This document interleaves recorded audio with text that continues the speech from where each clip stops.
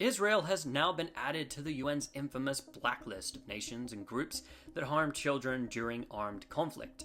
In response to this, Israeli officials have claimed that the United Nations is biased against what they called the world's most moral army. So, it's time to take a look at what this most moral army stands accused of.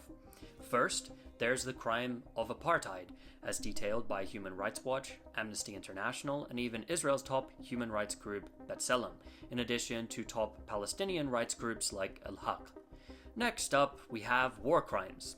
As there are too many to note here, as there have been literally thousands of reports demonstrating this, we'll use the example of the International Criminal Court's chief prosecutor calling for arrest warrants against Israel's Prime Minister Benjamin Netanyahu and his Defense Minister Yoav Gallant.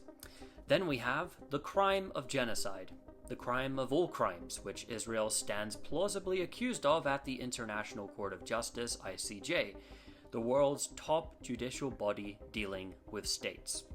Israel has also violated the ruling issued by the ICJ to halt its offensive in Rafah, in addition to violating a UN Security Council resolution calling on it to adhere to a temporary ceasefire. During the Gaza war, Israeli soldiers have committed actions such as theft, looting, destruction of property for fun, human shield taking, using hospitals as military facilities, sexual assault, rape, torture, reportedly raping civilian hostages to death in a concentration camp facility, in addition to the murder of just about every protected category of people that exists, and according to Israel's top human rights group, manufacturing a famine.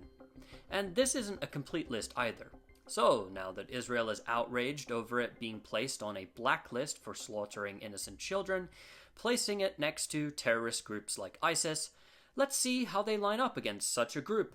Well, the worst civilian death toll ever inflicted by ISIS was during the first 2 years of the insurgency in Iraq, where the UN noted that the terrorist group killed a total of 18,800 civilians. Israel, on the other hand, is nothing like ISIS.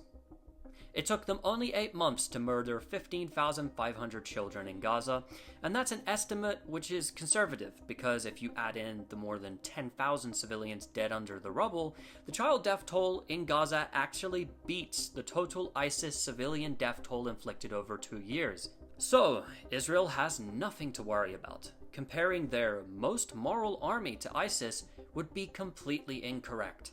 ISIS only wishes it could have been as murderous as Israel's most moral army.